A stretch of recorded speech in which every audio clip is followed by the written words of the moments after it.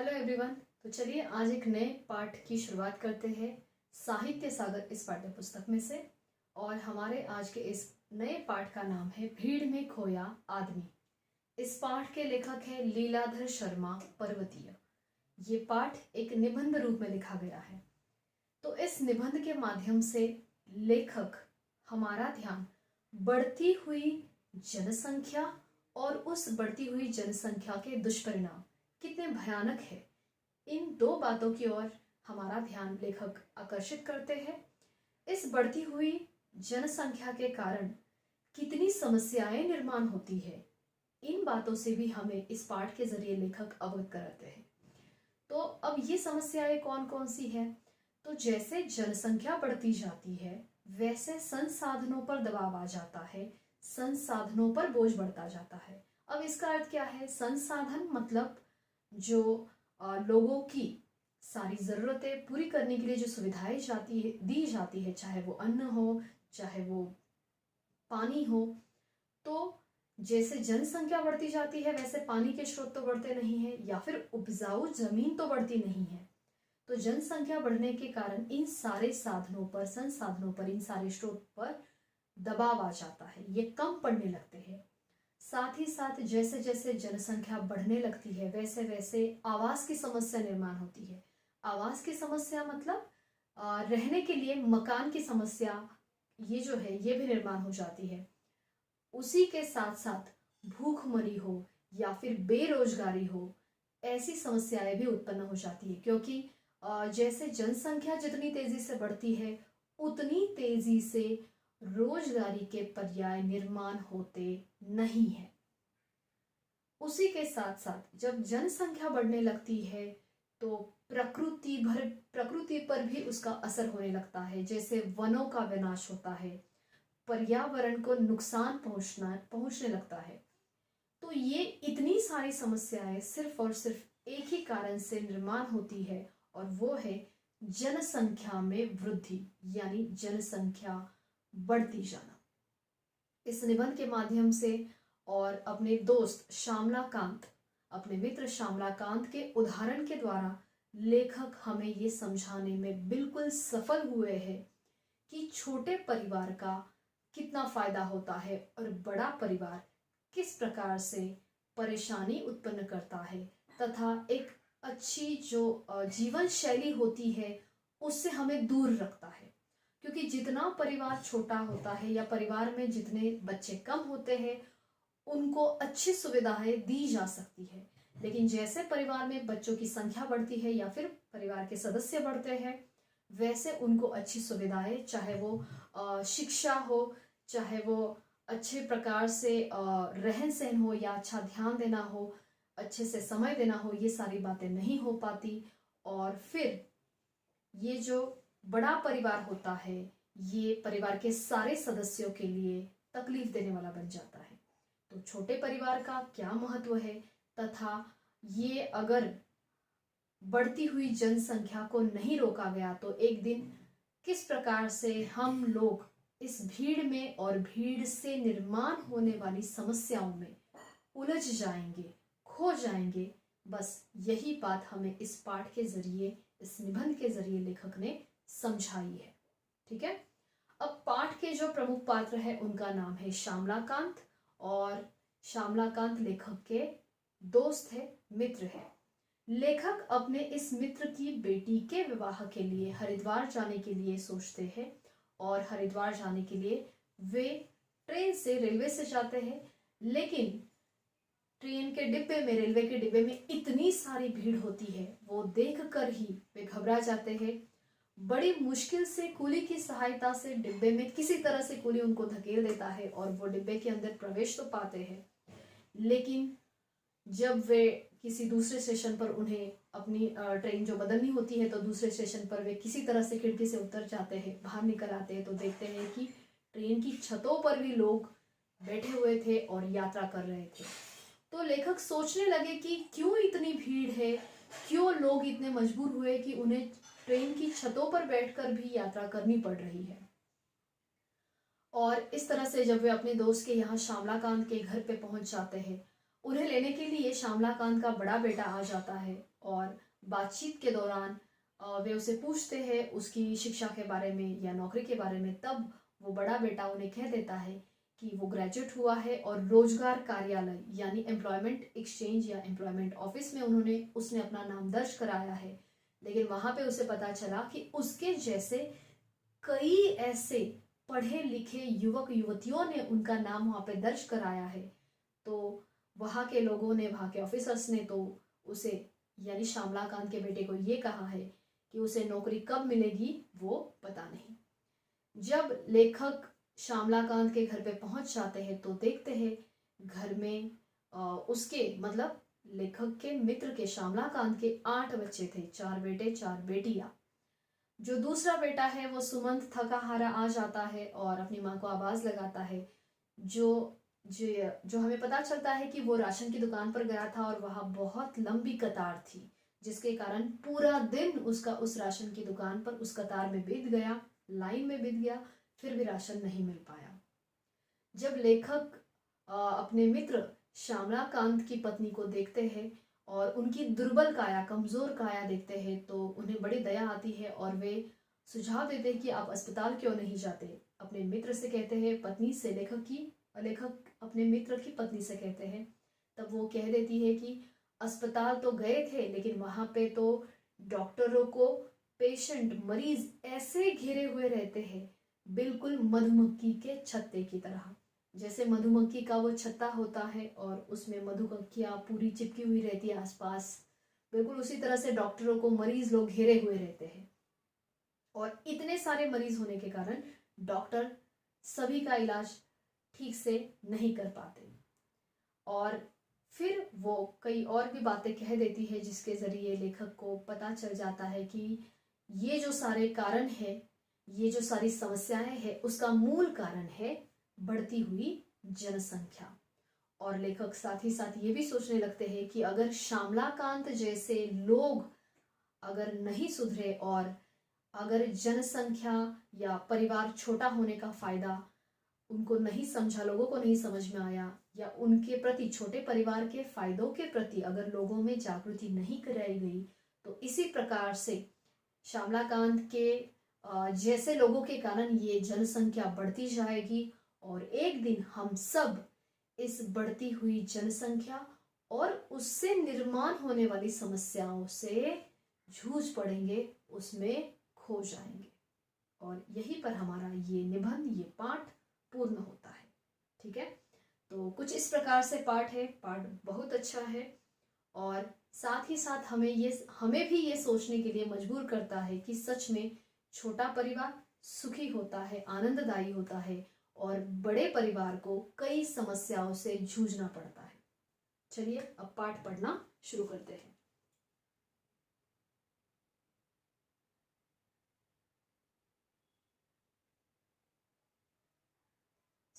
पाठ का नाम है भीड़ में खोया आदमी और हमारे जो लेखक हैं इनका नाम है लीलाधर शर्मा पर्वतीय।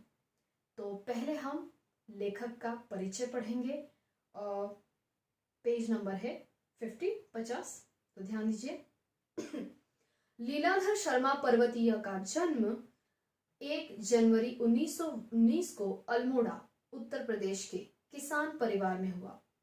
विद्यार्थी जीवन में प्रेमचंद के उपन्यासों को पढ़कर कांग्रेस के सक्रिय सदस्य बन गए। अतः बीच बीच में जेल यात्राओं के कारण नियमित अध्ययन खंडित होता रहा। बाद में काशी विद्यापीठ वाराणसी से उन्होंने शास्त्री परीक्षा उत्तीर्ण की। द्वितीय विश्व युद्ध के आरंभ होते ही उनको पुनः गिरफ्तार कर लिया गया। वहां जेल में भी उन्होंने अपना अध्ययन क्रम बनाए रखा। स्वाधीन भारत में यानी स्वतंत्र भारत में उन्होंने विभिन्न पत्र पत्रिकाओं का संपादन करके पत्रकारिता के क्षेत्र में यश अर्जित किया यानी प्राप्त किया। उत्तर प्रदेश सरकार की हिंदी समिति से उसके स्थापन काल से ही संबंध रहे और कई वर्ष उसके सचिव रहे। किसके सचिव रहे? उत्तर प्रदेश सरकार की हिंदी समिति के। उत्तर प्रदेश शासन के उप सूचना निदेशक पद से 1979 में सेवानिवृत्त हुए। पर्वतीय जी की भाषा सरल और सुबोध है, यानी समझने के लिए बिल्कुल आसान है। उनकी रचनाओं में कथा और रिपोर्टाज की शैली का आनंद रहता है। कथा भी सुनाते हैं और ऐसे जैसे रिपोर्ट हम पढ़ रहे हैं, न्यूज़ पढ़ रहे हैं, वैसे भी हमें वो एक आनंद मिलता है। उनकी प्रमुख 2 रचनाएं संयुक्त राष्ट्र संघ और स्वतंत्रता की पूर्व संध्या उत्तर प्रदेश सरकार से पुरस्कृत हुई है। उन्होंने गांधी साहित्य के अहिंसा खंड का संपादन भी किया है। हिंदी के विकास में पर्वतीय जी का विशेष योगदान है, यानी हिंदी भाषा के विकास में इनका विशेष योगदान रहा है। राष्ट्रीय विषयों को हिंदी में सरसता से प्रस्तुत करने में वे बेजोड़ है। राष्ट्रीय विषय यानी राष्ट्रीय तौर पे जो भी समस्याएं हैं, जो भी विषय है, उनको हिंदी में बिल्कुल सरसता से, बिल्कुल अच्छाई से प्रस्तुत करने में वे बेजोड़ है, एकदम अच्छे से प्रस्तुत करते हैं। अब पाठ पढ़ना शुरू करते हैं। ध्यान दीजिए। पाठ का नाम है भीड़ में खोया आदमी। प्रस्तुत निबंध जनसंख्या वृद्धि और पर्यावरण प्रदूषण को ध्यान में रखकर लिखा गया है। कौन सी 2 समस्याओं को ध्यान में रखकर यह निबंध लिखा गया है? पहली, जनसंख्या वृद्धि, वृद्धि यानी बढ़ोतरी, बढ़ना, और दूसरा है पर्यावरण प्रदूषण। मनुष्य यदि जनसंख्या वृद्धि पर नियंत्रण नहीं लगाएंगे तो वह दिन दूर नहीं जब हम सभी स्वयं इस भीड़ में और इससे उत्पन्न समस्याओं में पूरी तरह खो जाएंगे।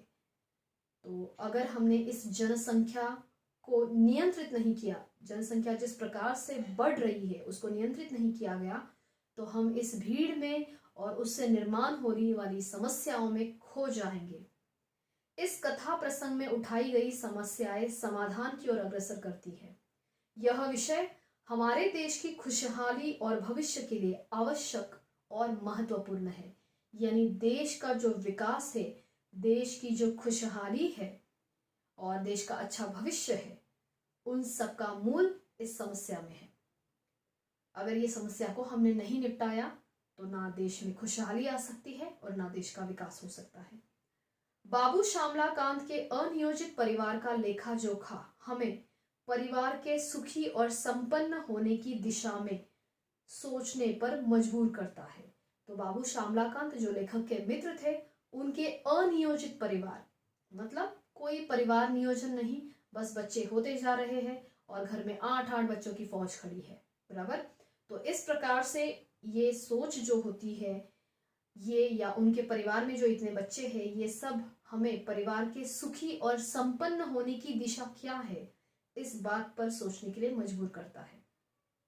ओके, तो ये था हमारे पाठ के बारे में, निबंध के बारे में। अब चलिए पाठ पढ़ना शुरू करते हैं। मेरे एक अभिन्न मित्र है बाबू श्यामलाकांत। तो आप अंडरलाइन करो, ये हमारे पाठ के प्रमुख पात्र हैं जो लेखक के मित्र है। सीधे साधे, परिश्रमी, ईमानदार, किंतु निजी जिंदगी में बड़े लापरवाह। कैसे थे वे? सीधे साधे, परिश्रमी, ईमानदार, लेकिन अपनी निजी जिंदगी में, निजी यानी पर्सनल लाइफ में बिल्कुल गैर जिम्मेदार, लापरवाह थे। उम्र में मुझसे छोटे हैं, यानी उम्र में लेखक से छोटे हैं, पर अपने घर में बच्चों की फौज खड़ी कर ली है, 8-8 बच्चे हैं घर में। तो ये सारी बातें हम श्यामलाकांत जी के परिचय में लिखेंगे। आगे, पिछली गर्मियों में मुझे उनकी लड़की के विवाह में सम्मिलित होने के लिए हरिद्वार जाना था। लेखक को कहाँ जाना था? हरिद्वार। और किस लिए जाना था? तो श्यामलाकांत जी की लड़की के विवाह में सम्मिलित होने के लिए। 15 दिन पहले आरक्षण के लिए स्टेशन पर गया तो वहां पहले से ही लोगों की लंबी कतार खड़ी थी। तो विवाह के 15 दिन पहले जब लेखक रिजर्वेशन करने के लिए आरक्षण के लिए स्टेशन पर गए तो वहां पे पहले से लंबी चौड़ी कतार थी, बहुत लंबी कतार थी, चौड़ी नहीं लंबी कतार थी। और कतार यानी लाइन। घंटों प्रतीक्षा के बाद मेरी बारी आई तो पता चला कि किसी भी गाड़ी में स्थान खाली नहीं है। जाना आवश्यक था, इसलिए मुझे बिना आरक्षण के ही निकलना पड़ा। अब विवाह में जाना आवश्यक था, इसके लिए उन्हें बिना आरक्षण, बिना टिकट बुक किए निकलना पड़ा। जब गाड़ी आई तो क्या देखता हूँ कि उसके अंदर तिल रखने को भी जगह नहीं। मतलब बिल्कुल गाड़ी खचाखच भरी थी, प्रवासियों से खचाखच भरी थी, अंदर तिल रखने को भी जगह नहीं थी, थोड़ी भी जगह नहीं थी। और प्लेटफॉर्म पर चढ़ने वालों की भीड़ जबरदस्त धक्कम धक्की करने में लगी है। और प्लेटफॉर्म पर जो लोग थे, जो यात्री थे, जिन्हें उस ट्रेन में चढ़ना था, जाना था, वे बिल्कुल धक्कम धक्की करके कैसे कैसे चढ़ने में लगे हुए हैं। मेरे पास सामान बहुत कम था, लेखक के पास सामान ज्यादा था नहीं, फिर भी उन्हें कुली की सहायता लेनी पड़ी। फिर भी वो उतनी भीड़ में अंदर नहीं जा पा रहे थे, तो उन्होंने किसकी सहायता ली? कुली की सहायता ली। यदि उसने खिड़की से मुझे भीतर ना धकेला होता तो गाड़ी छूट जाती। तो फाइनली लेखक को कहाँ से एंट्री करनी पड़ी डिब्बे के अंदर? खिड़की से। वो भी किसने धकेला? कुली ने। लक्सर में मुझे गाड़ी बदलनी थी। किसी तरह खिड़की से बाहर कूदा तो क्या देखता? तो लक्सर ये दूसरे स्थान का नाम है जहाँ से लेखक गाड़ी बदलने वाले थे। यानी लेखक अपने शहर से लक्सर से फिर हरिद्वार जाने वाले थे। तो लक्सर में उन्हें गाड़ी बदलनी थी। किसी तरह खिड़की से बाहर कूदा तो क्या देखता हूँ?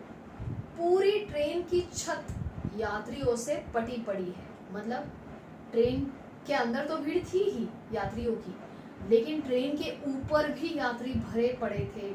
पूरा छत जो है ट्रेन का वो यात्रियों से भरा हुआ था। सोचता हूँ अपने प्राणों को भीषण संकट में डालकर ट्रेन की छत पर यात्रा करने के लिए लोग क्यों मजबूर हुए? मतलब इतनी क्या आफत आई, या फिर इतनी तकलीफ में अपने प्राणों को संकट में डालकर ये लोग ऊपर बैठकर क्यों ट्रैवल कर रहे हैं? क्यों मजबूर हुए ऊपर बैठने के लिए, छतों पर से ट्रैवल करने के लिए? इन लोगों को रेल के नियम, व्यवस्था और अनुशासन का ध्यान क्यों नहीं है? तो लेखक के मन में क्या विचार आया कि ये जो ट्रेन के छतों के ऊपर बैठकर, ट्रेन के डिब्बे के छत के ऊपर बैठकर जो यात्रा कर रहे हैं, इन लोगों को क्या रेल के नियम पता नहीं है? क्या उन्हें क्या अनुशासन है, कैसी व्यवस्था है, ये सब पता नहीं है? तो इतनी लापरवाही इनके अंदर क्यों आई है? क्योंकि भीड़ इतनी थी, क्योंकि ट्रेन की संख्या जो है वो गिनी चुनी है, और यात्रा करने वाले जो लोग हैं, जो यात्री है, उनकी संख्या कई गुना ज्यादा है। और ये क्यों समस्या उत्पन्न हुई है? अर्थात बढ़ती हुई भीड़ के कारण, जनसंख्या के कारण। हरिद्वार स्टेशन पर श्यामला कांत जी का बड़ा लड़का दीनानाथ। तो दीनानाथ ये हमारे पाठ के दूसरा पात्र है। श्यामला कांत जी का बड़ा बेटा दीनानाथ मुझे लेने आया था, तो उसको भी आप बॉक्स करो, दीनानाथ को। उसे अपनी पढ़ाई पूरी किए 2 वर्ष हो गए थे। मतलब उसने अपनी पढ़ाई पूरी की थी 2 साल पहले ही। तभी से नौकरी की तलाश में भटक रहा है, लेकिन बेचारे को नौकरी नहीं मिली है। बस भटक रहा है, ढूंढ रहा है कहीं नौकरी मिल पाए। मैंने पूछा, अब तो जगह जगह रोजगार कार्यालय खुल गए हैं, उनकी सहायता क्यों नहीं लेते? रोजगार कार्यालय मतलब क्या? एम्प्लॉयमेंट एक्सचेंज, एम्प्लॉयमेंट ऑफिस है, जहाँ पे जो गवर्नमेंट के द्वारा, सरकार के द्वारा चलाए जाते हैं, जहाँ पे जो ग्रेजुएट युवक या युवतियाँ होती है वो अपने नाम दर्ज कराती है और फिर वहाँ से उन्हें नौकरी प्राप्त हो सकती है। मैंने पूछा, अब तो जगह जगह रोजगार कार्यालय खुल गए हैं, उनकी सहायता क्यों नहीं लेते? ऐसे लेखक ने दीनानाथ को पूछा। वह कहने लगा, चाचा जी वहां भी गया था। पूरे दिन लाइन में खड़ा रहने पर जब मेरी बारी आई तो अफसर बोला, भाई तुम्हारा नाम तो लिख लेता हूँ, पर जल्दी नौकरी पाने की कोई आशा मत करना। तो पूरे दिन भर वो बेचारा दीनानाथ लाइन में खड़ा रहा, तब जाके उसका नाम उस रोजगार कार्यालय में दर्ज हुआ। और उसकी बारी जब आई तो अफसर में जिसने दर्ज कराया था नाम एम्प्लॉयमेंट ऑफिस के, एक्सचेंज के, उस अफसर ने क्या कहा कि भाई तुम्हारा नाम तो लिख लेता हूँ, पर जल्दी नौकरी पाने की आशा उम्मीद बिल्कुल मत रखना। तुम्हारी योग्यता के हजारों व्यक्ति पहले से ही इस कार्यालय में नाम दर्ज करा चुके हैं। मतलब तुम्हारे जैसे पढ़े लिखे कई लोगों ने पहले ही अपना नाम इस रोजगार कार्यालय में दर्ज किया हुआ है। तो तुम्हें जल्दी नौकरी मिलेगी इस आशा में बिल्कुल मत रहना। मैं सोचने लगा, जब एक छोटे शहर का यह हाल है तो बड़े शहरों में बेरोजगारों की कितनी भीड़ भटक रही होगी। और तब लेखक के दिमाग में ये प्रश्न आया कि इतने मतलब ऐसे छोटे शहर में अगर इतने बेरोजगार युवक हैं और नौकरी पाने के लिए इतनी तकलीफ का सामना करना पड़ रहा है उन्हें छोटे शहरों में, तो बड़े शहरों की हालत कितनी खराब होगी। कितनी भीड़ भटक रही होगी, कितने युवक युवतियां नौकरी के तलाश में होंगे बड़े बड़े शहर। घर पहुंचा, यानी लेखक जब श्यामलाकांत के घर पहुंचे तो छोटे से मकान में सामान की ठूसम ठास और बच्चों की भीड़ देखकर मेरा दम घुटने लगा। मतलब लेखक श्यामलाकांत के घर पर जब गए, वहां का माहौल देखकर एकदम बेचैन हो गए। उन्हें ऐसे लगने लगा कि कब वो घर से बाहर निकल जाए। ऐसा क्यों? क्योंकि इतना बड़ा परिवार था, 8 बच्चे थे और 2 कमरों का वो मकान था, बस 2 कमरों का। तो वो 2 कमरों में इतना सारा सामान और ऊपर से बच्चों की भीड़, तो वो ऐसा वातावरण देख के लेखक को बिल्कुल अच्छा नहीं लगा। उनका मन बेचैन होने लगा वहां से बाहर निकलने के लिए, उस घर से। मैंने श्यामला बाबू से पूछा, क्या तुम्हारे पास यही 2 कमरे हैं? तो उन्होंने श्यामलाकांत को पूछा कि बस ये 2 ही कमरे हैं तुम्हारे मकान में? वे बोले, यानी श्यामलाकांत क्या बोले देखो, क्या करूं मित्र, 2 वर्ष पहले इस शहर में आया था, तभी से मकान की तलाश में भटक रहा हूं। शहर में चक्कर काट काट कर जूते घिस गए। निराश होकर जब थक गया, तब साल भर बाद मकान के नाम पर सिर छुपाने के लिए गली के अंदर यह छत मिली है। तो उन्होंने कह दिया, क्या कह दिया? तो उनके जरिए, श्यामलाकांत के जरिए लेखक को वहाँ के जो रहने की सुविधा है उसमें भी कितनी तकलीफ है, या वो आवास की समस्या भी उनके सामने आ गई कि 2 वर्ष से वे भटक रहे थे। 2 वर्ष पहले शहर में आए थे और मकान की तलाश कर रहे थे, लेकिन उन्हें अच्छा मकान मिला ही नहीं और मकान के नाम पर उन्हें मजबूरन फिर वो 2 कमरों को किराए पर लेना पड़ा सिर छुपाने के लिए। शहर पहले की तुलना में कई गुना फैल चुका है। उन्होंने कह दिया कि शहर जो है बहुत फैला हुआ है, दूर दूर तक नई कॉलोनी बनी हुई है, शहर फैलता जा रहा है। आप भी देख रहे होंगे, अभी जैसे हम देखते हैं कि मुंबई पहले कितना 50-60 साल पहले की बात है, तो मुंबई कितना छोटा सा शहर था, फिर धीरे धीरे वो किस तरह से फैलता जा रहा है। ओके, जैसे मुंबई में पश्चिम उपनगर बढ़ गए, बढ़ गए, उसके बाद जो नई मुंबई का इलाका है वो बढ़ने लगा, और इस प्रकार से ये जो छोटे छोटे शहर है वो इतने बढ़ने लगे, इतने फैलने लगे, फिर भी मकान के रहने की सुविधा जो है वो सभी को अच्छे मकान प्राप्त नहीं हो पाते। तो वही बात यहाँ पे कही है कि श्यामलाकांत भी बिल्कुल वही बात बता रहे हैं कि दूर दूर तक नई कॉलोनी बन गई है, फिर भी मेरी तरह न जाने कितने लोग मकानों के लिए भटक रहे हैं। हमारे देश में बढ़ती हुई आबादी का ही यह दुष्परिणाम है। मतलब हमारे देश में ये जो जनसंख्या बढ़ रही है, इसी का यह दुष्परिणाम है, बुरा परिणाम है। जनसंख्या बढ़ रही है और मकान और खाद्यान्न घट रहे हैं।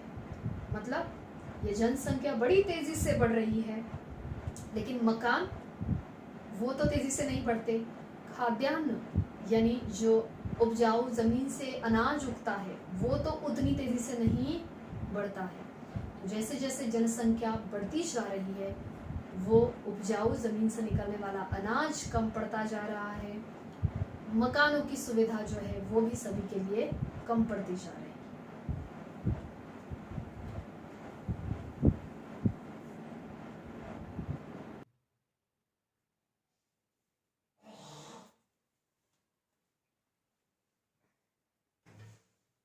उसी समय श्यामला जी की पत्नी जलपान लेकर आई। तो उसी समय श्यामला जी की पत्नी श्यामलाकांत यानी लेखक के जो मित्र थे उनकी पत्नी जलपान यानी चाय पानी वगैरह लेके आई। उनके पीछे उनकी 3 छोटी लड़कियां और पल्ला पकड़े 2 छोटे लड़के थे। तो उनके पीछे कौन कौन थे? 3 छोटी लड़कियां और पल्ला पकड़े 2 छोटे लड़के। तो 8 बच्चे कैसे, ये आपको पता चला होगा। ये 2 छोटी लड़कियां और 3 छोटी लड़कियां और एक जिसका विवाह हो गया है, तो ऐसी 4 लड़कियां और अभी यहाँ पे 2 छोटे लड़के। तो एक का नाम हमने पहले पढ़ा, बड़ा बेटा दीनानाथ का, और दूसरा आगे आएगा। तो वो 2 और ये 2, 4 बेटे और ये 3 छोटी लड़कियां और जिसका विवाह हो गया वो एक, ऐसे 4 बेटियां। मैं उनकी दुर्बल काया और पीला चेहरा देखकर स्तब्ध रह गया। तो लेखक उनकी दुर्बल काया, दुर्बल यानी कमजोर शरीर, और पीला चेहरा जिसमें खून नहीं होता है, ऐसा कमजोर पीला चेहरा देखकर लेखक शॉक्ड हो गए, हैरान हो गए, स्तब्ध रह गए। मैंने पूछा, कब से अस्वस्थ है, मतलब कब से आप बीमार है? डॉक्टर को दिखाकर इलाज नहीं करा रही है क्या? तो वे फीकी मुस्कान मुस्कुरा दी, बिल्कुल फीकी मुस्कान, उदासी वाली मुस्कान मुस्कुरा दी और बोली, भाई साहब, इतने बड़े परिवार में हर रोज कोई ना कोई बीमार रहता ही है। डॉक्टर को दिखाने अस्पताल गई थी, पर अस्पताल में आजकल रोगी और उनके संबंधी मधुमक्खी के छत्ते की तरह डॉक्टर को घेरे रहते हैं। तो पहले ही वाक्य में उसके ये जो बड़े परिवार के कारण जो समस्याओं का सामना करना पड़ता है, जिस परेशानियों को झेलना पड़ता है, उसका पता चलता है कि इतने बड़े परिवार में हर रोज कोई ना कोई बीमार होता ही है। और फिर जब डॉक्टर को दिखाने के लिए अस्पताल गए थे तो वहां पे तो मरीज, रोगी मतलब कौन? मरीज लोग, पेशेंट लोग और उनके संबंधी यानी उनके रिलेटिव्स जो है वो मधुमक्खी की छत्ते की तरह डॉक्टर को घेरे रहते हैं। वह भी अच्छी तरह किस किस को देखे। तो डॉक्टर भी इतनी भीड़ के कारण परेशान हो जाते हैं और अच्छी तरह से इलाज नहीं कर पाते। आजकल तो ऐसा लगता है मानो पूरा शहर ही अस्पताल में उमड़ आया है। समझ में नहीं आता ऐसी भीड़ क्यों है। और बाद में उन्होंने क्या कहा है श्यामलाकांत जी की पत्नी ने, कि ऐसा लगता है जैसे पूरा शहर अस्पताल में ही आ गया है, सारी भीड़ अस्पताल में ही है, पता नहीं ये भीड़ कहाँ से आई है। फिर दूसरी बात श्यामलाकांत जी की पत्नी ने क्या बताई है, अब यही देखिए ना, मेरी तबीयत भी ढीली ही रहती है। सोचा था विवाह के लिए कपड़े दर्जी से सिलवा लूंगी। तो तबीयत थोड़ी ढीली रहती है मतलब बहुत खराब रहती है या बहुत वीक होती है, तो चलो बेटी के विवाह के लिए दर्जी से कपड़े सिलवा लूंगी। तो बड़े बेटे को दर्जी के यहाँ भेजा। दर्जी मतलब कौन? जो कपड़े सिलाता है। तो बड़े बेटे को दर्जी के यहाँ भेजा, लेकिन वह जिस किसी भी दुकान पर गया, हर दर्जी ने पहले से सिलने आए कपड़ों का ढेर दिखाकर अपनी मजबूरी जाहिर कर दी। तो हर दर्जी ने यानी हर टेलर में बस यही मजबूरी दिखाई कि पहले से उसके पास सिलाने वाले कपड़ों का इतना सारा ढेर है। तो वे श्यामलाकांत की पत्नी के जो कपड़े थे वो समय पर सिलाकर नहीं दे पाएंगे। तो उन्होंने, सारे दर्जियों ने अपनी मजबूरी पहले ही जाहिर कर दी। पहले ग्राहक का स्वागत होता था, अब उसे भी चिरौरी सी करनी पड़ती है। पहले ग्राहक का स्वागत करना पड़ता था, स्वागत होता था, करना नहीं पड़ता था, स्वागत होता था, लेकिन अब तो उससे भी चिरौरी सी करनी पड़ती है, मतलब विवाद या फिर थोड़ी विवाद ही करनी पड़ती है, विवाद ही करना पड़ता है। फिर भी समय पर काम नहीं होता और फिर भी समय पर हमारा काम नहीं बनता। दुकानें पहले से कहीं अधिक खुल गई है, लेकिन ग्राहकों की बढ़ती हुई भीड़ के लिए भी वे अभी कम पड़ रही है। तो दुकानें भी कितनी ज्यादा खुल रही है लेकिन वो भी कम पड़ रही है इस भीड़ के लिए। तभी बाहर से दूसरे बेटे सुमंत का हारा थका झुंझलाया हुआ स्वर सुनाई दिया। तभी बाहर से लेखक का श्यामलाकांत जी का दूसरा बेटा सुमंत, तो ये भी हमारी कहानी का एक पात्र है, इसको भी आप बॉक्स कर दो।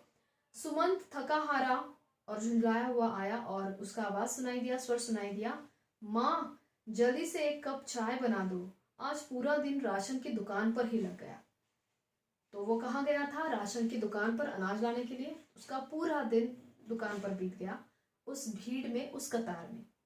इतनी भीड़ थी कि लाइन खत्म होने को ही नहीं आती थी, इतनी भीड़ थी कि लाइन खत्म ही नहीं हो रही थी और फिर भी पूरा सामान नहीं मिल पाया। तो पूरा सामान दुकान से क्यों नहीं मिल पाया? क्योंकि जब तक सुमंत का नंबर आता वो अनाज लेने के लिए, तब तक उसके पहले जितने लोग थे उनको बांट बांट कर वो राशन खत्म हो गया था। तो इसीलिए पूरा सामान सुमंत को नहीं मिल पाया। मैं सोचने लगा आखिर इस सब का कारण क्या है, और फिर लेखक के दिमाग में ये प्रश्न आने लगे। साथ ही साथ लेखक हमारे दिमाग में भी ये प्रश्न निर्माण करते हैं कि आखिर इन सब का कारण क्या है। मोहल्ले मोहल्ले दुकानें हैं, मकान पहले से कहीं अधिक बन गए और बनते जाते हैं। मतलब मोहल्ले मोहल्ले में दुकानें बढ़ रही है, मकान पता नहीं कितनी तेजी से बढ़ रहे हैं, रोजगार के अनेक रास्ते निकल आए हैं, कमाई के भी अनेक रास्ते निकल आए हैं, रेलगाड़ियों और बसों की संख्या पहले से कहीं अधिक बढ़ रही है, चिकित्सा सुविधाओं का भी विस्तार हुआ है, चिकित्सा यानी इलाज उपचार की सुविधाओं का भी विस्तार हुआ है, फिर भी लोगों की आवश्यकताएं पूरी नहीं हो पा रही है। ऐसा क्यों? जब दुकानें इतनी बढ़ रही है, जब रेलगाड़ियां और बसों की संख्या बढ़ रही है, रोजगार के नए नए रास्ते निकल आए हैं, फिर भी लोगों की जरूरतें पूरी नहीं हो रही है। ऐसा क्यों? जहां देखिए भीड़ ही भीड़ है। यह भीड़ क्यों बढ़ती जाती है? क्यों बढ़ती जाती है? बढ़ती हुई जनसंख्या के कारण। क्या आदमी स्वयं इसके लिए उत्तरदायी नहीं है? तो यहाँ लेखक हमें पूछ रहे हैं, क्या इंसान खुद इस बात के लिए, इस भीड़ के लिए जिम्मेदार नहीं है? बिल्कुल है।